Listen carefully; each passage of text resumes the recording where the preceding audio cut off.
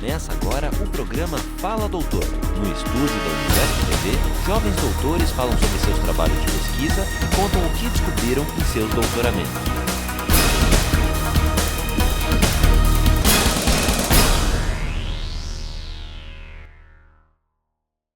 Doutor, o título da sua tese é Enfermidade e Infinito, Direitos da Personalidade do Paciente Terminal.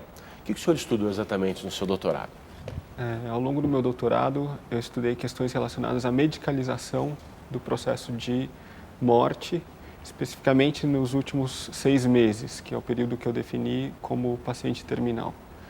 Então, foram estudos em direito e em filosofia que me possibilitaram analisar quais eram as consequências da atual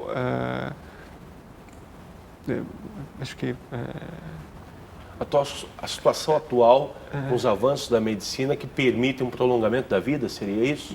Eu não diria um prolongamento da vida, mas um prolongamento do processo de morrer, mais nesse sentido. Porque atualmente, por exemplo, no Brasil, 74% das mortes ocorrem em ambiente hospitalar. Isso com filtro oncológico sobe para 82%. Então, nós temos uma situação de que praticamente a grande maioria das pessoas morrem com cuidados médicos e morre-se apenas, digamos, com autorização médica quase.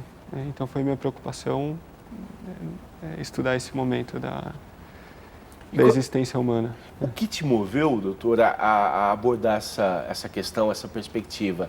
Era uma preocupação com a qualidade de vida nesses momentos finais, com a maneira como atualmente nós encaramos essa finitude?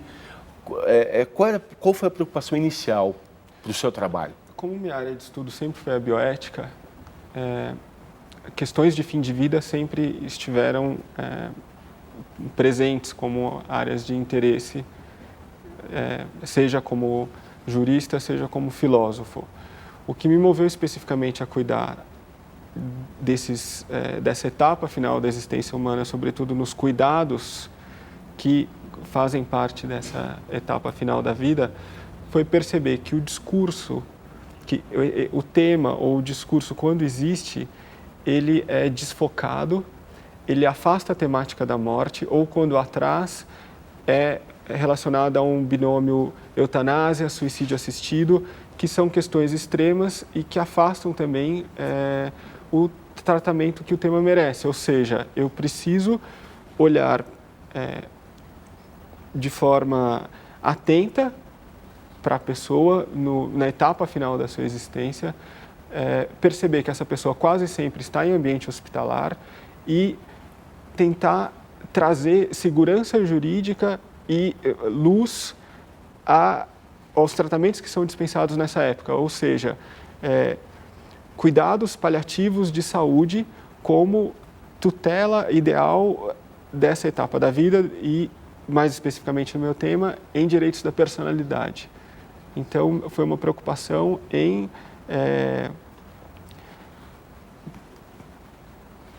trazer,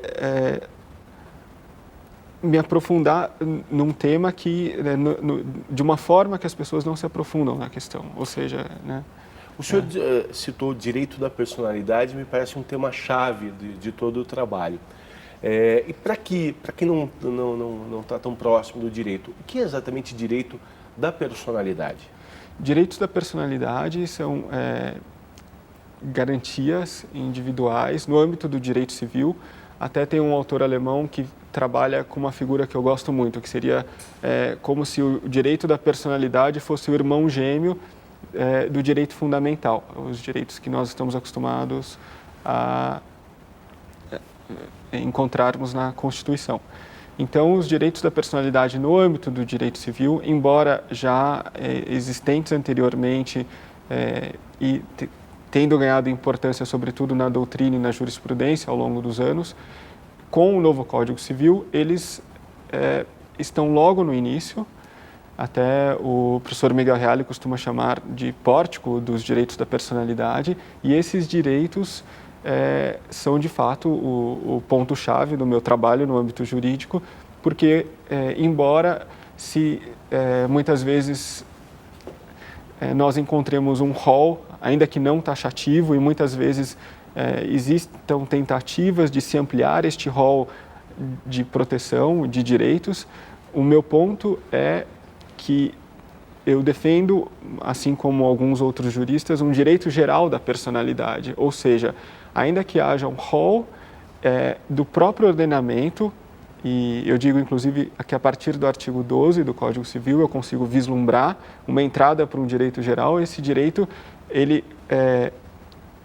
compõe uma tutela conjunta com os outros direitos especiais que garantem a proteção necessária, especificamente no meu tema, para o paciente terminal, ou seja, ainda que eu elenque direitos relacionados à saúde e que eu diga que exista o direito a se negar a algum tratamento médico, etc., um direito geral de personalidade se faz, sim, necessário para uma tutela ideal da existência, sobretudo numa situação de doença. Seria errado se eu dissesse que o teu trabalho observa, uma vez que não há a possibilidade médica de cura, que esse direito permita que ele viva com qualidade, sem tentativas ruins em seus últimos dias, é isso?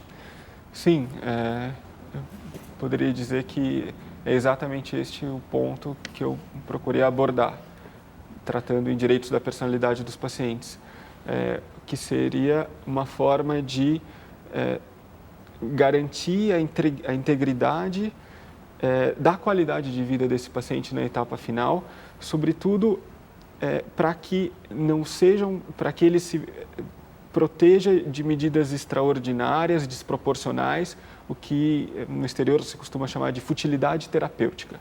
Então, o que acontece é que muitas vezes o paciente, diante de um diagnóstico, inicia um tratamento e percebe que esse tratamento não trará a cura da sua doença, ele percebe que certamente aquela doença é uma doença fatal e, por outro lado, ele percebe que o tratamento dele continua como se houvesse a possibilidade de cura e ele é submetido a diversos procedimentos ou participa de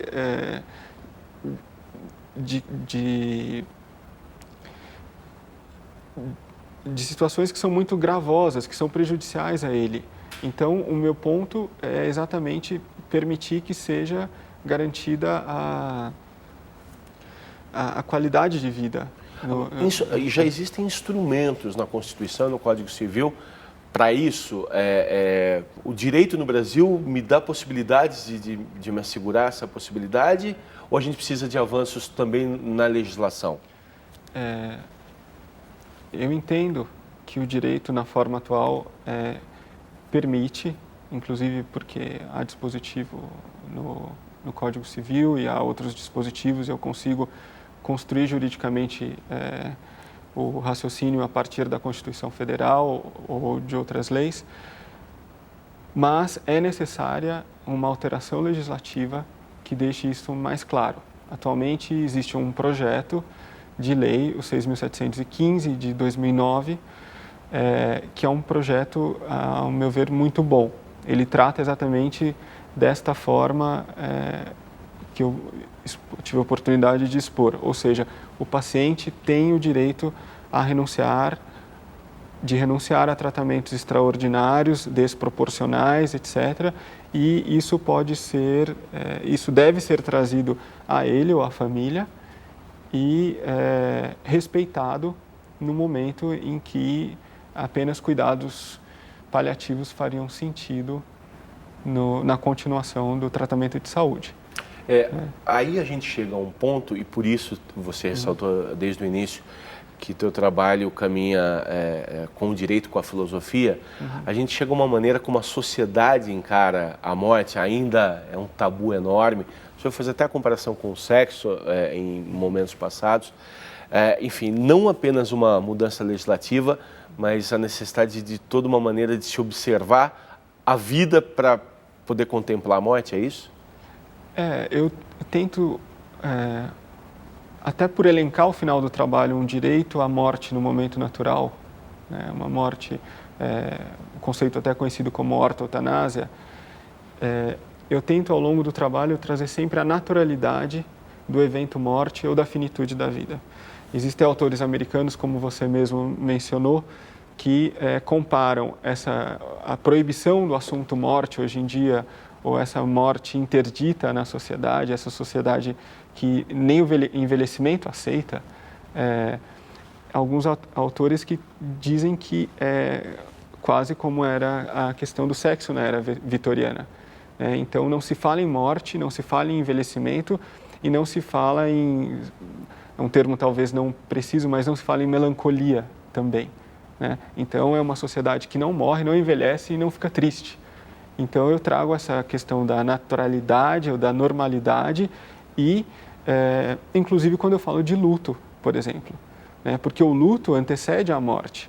O luto existe já naquele momento. Kubler-Ross, a famosa enfermeira que tratou do tema do luto, ela mostra como o luto ele começa lá no diagnóstico, né? Quando a pessoa se revolta com o diagnóstico, depois as outras fases que ela enumera como sendo 5, ela procura trazer esse luto, essa normalidade da finitude da vida e a necessidade de enfrentamento desse momento. E o paciente somente poderá ter todo o conforto que ele necessita, é o que se costuma chamar de apoio psicossocial em cuidados paliativos, se ele tiver o apoio para enfrentar a realidade que ele está vivendo. Né? Eu não posso passar todo o tratamento fingindo que nada está acontecendo. Então, eu tenho que garantir a tutela integral deste paciente. Então, nesse sentido, na abordagem filosófica que eu faço, seja garantindo, trabalhando muito com o conceito de pessoa e garantindo que a pessoa é pessoa em todos os momentos da existência, independentemente de racionalidade ou autorreflexão, como atualmente muito se fala, sobretudo os utilitaristas americanos têm falado, para tentar a todo momento trazer as características inerentes aos seres humanos e que se fazem ainda mais presentes no momento de uma doença como essa. O senhor falou de uma sociedade onde não é permitido envelhecer ou ficar melancólico. Uhum. Um termo bastante uso hoje em dia, que é a terceira idade, seria justamente um eufemismo para se evitar dizer idoso, velho, enfim, a sociedade vai encontrando caminhos através do discurso para evitar se deparar com uma condição natural humana que é do envelhecer, é isso? Pode ser, sim. Seja a terceira idade, melhor idade, hoje em dia se fala muito na quarta idade também. Né? Isso é um sintoma da nossa sociedade. Eu acho que talvez o que eu tenha, ao longo do projeto, do período de doutoramento, seja antes, isso é uma preocupação minha que vem desde o mestrado, mas seja no projeto de doutorado, ao longo de todos esses anos trabalhando, o que me preocupou e o que me fez trabalhar com duas disciplinas, o direito, duas ciências, o direito e a filosofia, foi exatamente tentar contextualizar o que ocorre atualmente em nossa sociedade e que se reflete num quarto de hospital com uma pessoa tendo que passar por procedimentos dolorosos, desproporcionais, descabidos e que são relacionados a um tratamento, eu diria, quase estéril diante de um processo que nitidamente se encaminha para uma morte de uma doença. Né? Então, essa pessoa é quase não levada em consideração. Você cita aqui um autor, João Carlos Macedo, que diz que em muitas circunstâncias a utilização de certos procedimentos tecnológicos no campo da saúde não dignifica a pessoa humana, mas a reifica. É exatamente isso, transforma a pessoa quase em um objeto sem vontade, é isso? Exato. Inclusive, este mesmo autor faz uma comparação que eu gosto muito, que é nossa sociedade se preocupa cada vez mais com fatores de qualidade de vida, com uma vida feliz, plena, e isso é muito valorizado em todos os momentos e é universalizado até. Essa busca é presente, é um valor atual na nossa sociedade ocidental, pelo menos. E todo esse discurso, ele é quase invertido no momento final da existência, em que eu não levo em consideração a pessoa, a sua qualidade de vida, eu levo em consideração um tratamento, um protocolo a ser seguido, quase que independentemente do sujeito, do caso concreto, usando uma linguagem jurídica. A questão religiosa tem um impacto profundo, importante nessas questões ou não? Na maneira como se encara a questão da finitude da vida ou em procedimentos para manutenção, prolongamento ou não da vida? Sim, questões religiosas têm um impacto importante. Isto é um dos principais pontos detectados por uma equipe multidisciplinar em cuidados paliativos. É uma das, eu diria até dos pontos chaves que tem de ser levados em consideração na avaliação dos procedimentos a serem seguidos.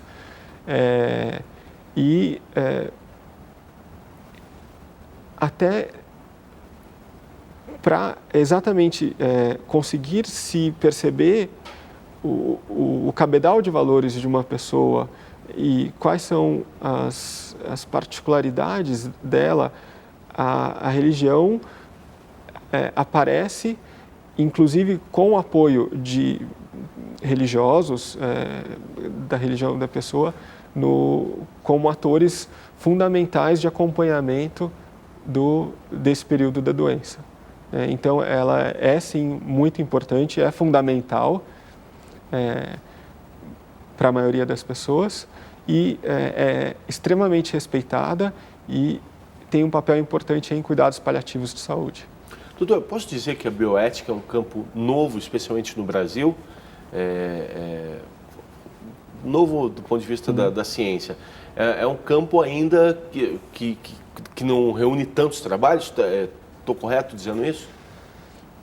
Não sei se eu concordaria com a afirmação de que não reúne tantos trabalhos no país, né? Nós temos, felizmente, grandes bioeticistas no Brasil. Eu estou pensando, na verdade, no jovem que nos assiste, que se interessa por essa área, e que certamente está interessado na sua trajetória, para que ele possa, enfim, um pouco compreender quais seriam os caminhos e as possibilidades, por ser um campo relativamente novo, se ele for mesmo. O senhor fez a graduação em Direito, mestrado em Direito na Alemanha, correto? O doutorado também em Direito, mas uma graduação em Filosofia, ou seja, há uma convergência de áreas, é isso? Isso. A bioética, nós podemos considerar um campo novo se observarmos que se fala em bioética a partir da década de 70 como um ramo interdisciplinar em que eu tenho atores de diferentes origens conversando sobre um mesmo problema. Então, eu tenho advogados, médicos, filósofos, cientistas sociais, todos tentando tratar, sobretudo, problemas que tiveram origem com o avanço da medicina. Esse desenvolvimento fenomenal dos últimos anos, seja a título exemplificativo, reprodução assistida, UTIs, transplantes, uma série de coisas que fizeram com que o tema ganhasse as proporções atuais. O que acontece? Quando eu me aproximei da bioética, que eu sempre tive uma curiosidade por esses temas e desde a graduação me interesso. Quando eu comecei a estudar o tema, eu percebi que não é uma terra de ninguém. Bioética não é um pó de tudo onde cada um fala o que acha. Bioética é, antes de mais nada, um ramo da ética aplicada. Então, se ela congrega a possibilidade de um tratamento multidisciplinar de temas, isso tem que ocorrer com rigor científico, com um tratamento adequado dos temas dentro de parâmetros, dependendo do recorte metodológico que o pesquisador optar por trabalhar ou operar.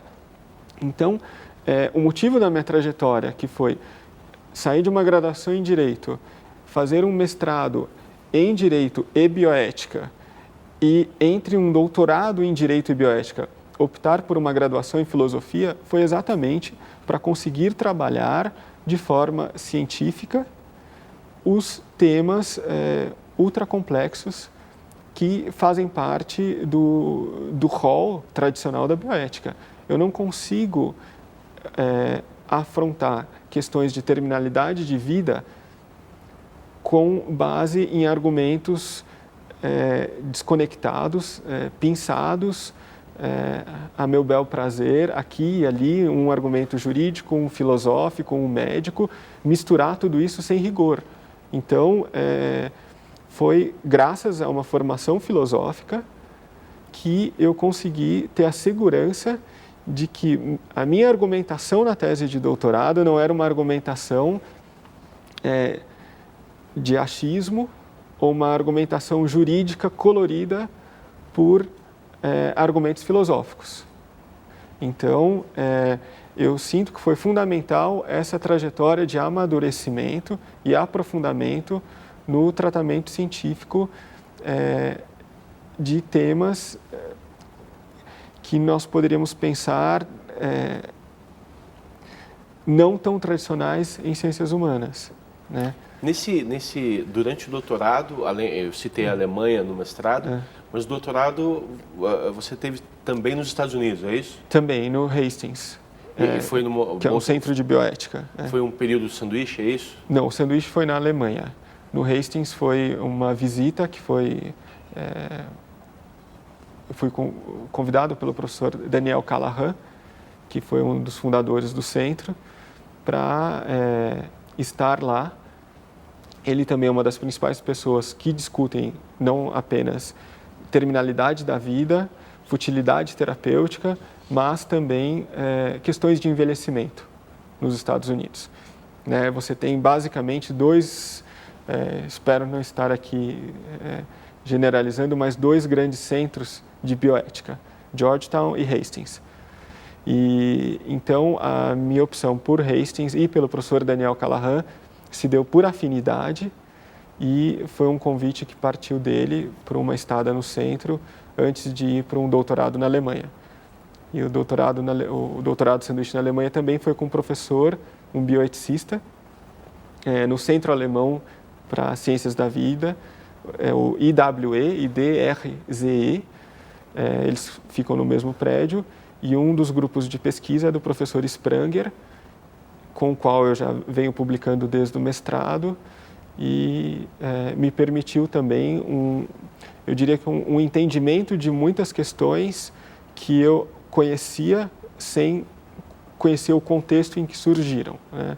Isso eu acho importante, talvez, falar para os telespectadores, sobretudo para os telespectadores juristas, que não basta conhecer uma legislação estrangeira, não basta, isso hoje em dia com a internet eu consigo acessar a legislação francesa, alemã, americana, é importante que eu entenda o processo legislativo naquele país, eu entenda o contexto em que o assunto surgiu, eu entenda se houve alteração na situação do surgimento da legislação após a sua promulgação. Ou seja, eu tenho uma legislação alemã que trata de diretivas antecipadas de vontade, mas qual foi o contexto que isso surgiu? Quais foram as decisões judiciais? O que ocorreu numa decisão de 2010 que praticamente revoluciona ou altera o texto da lei? Como isso é visto pela doutrina? Como é vista pela doutrina jurídica? Como os médicos aplicam, né? Não basta conhecer o Conselho Federal de Medicina Brasileiro, eu tenho que entender o que é o Conselho na Alemanha, como ele se relaciona com o legislativo, ou como eu acho fundamental e talvez essa seja a grande lição que eu tomei do mestrado e do doutorado, que se vá para centros de pesquisa no exterior. Não tem como realizar uma pesquisa séria, essa é a minha opinião pessoal, sem partir para uma experiência internacional, sem ter contato com pesquisadores internacionais, sem efetivamente acessar informação de qualidade, aprender a trabalhar com essas informações e desenvolver, sobretudo, uma independência como pesquisador. Isso é o fruto de um processo de doutoramento, acho que é essa independência e essa capacidade crítica de avaliar informações, contextos e conseguir formular coisas novas, né? Talvez a grande novidade, além da tese, seja essa capacidade adquirida de formular coisas, novos pensamentos, novas opiniões e lançar novas luzes, no meu caso, no Brasil e na minha área de trabalho. Então, é primordial que se invista em pesquisa no exterior. Doutor, para finalizar, eu queria te perguntar como o teu trabalho contribui para a ciência no Brasil, para o campo da bioética, qual a grande contribuição que ele traz para a ciência no Brasil? Eu acredito que o meu trabalho possa contribuir, sobretudo no momento atual de grande debate de questões de fim de vida. Nós temos recentemente novas resoluções do Conselho. Essas resoluções são muitas vezes mal entendidas ou há muita confusão, sobretudo no campo que eu trabalhei no Brasil. Então, eu tenho a certeza que um trabalho sério, estruturado em filosofia e direito e que trabalha com uma forma muito serena a questão dos cuidados paliativos em saúde, a questão de perspectivas do final da vida, ou talvez falando de outra forma, Rodrigo,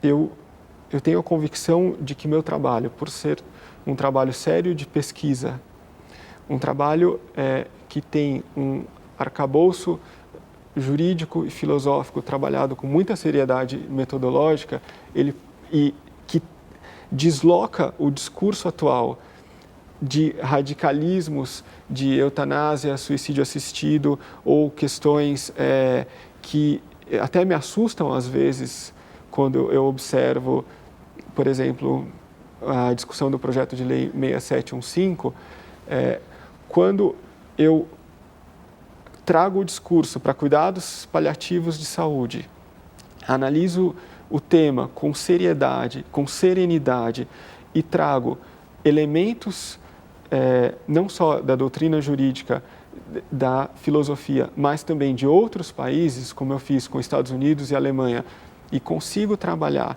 e concluir que cuidados paliativos de saúde são a salvaguarda máxima de direitos da personalidade de paciente terminal, isso dá, inclusive, elementos para que, em política de saúde pública, você tenha novas eleições, inclusive de gastos.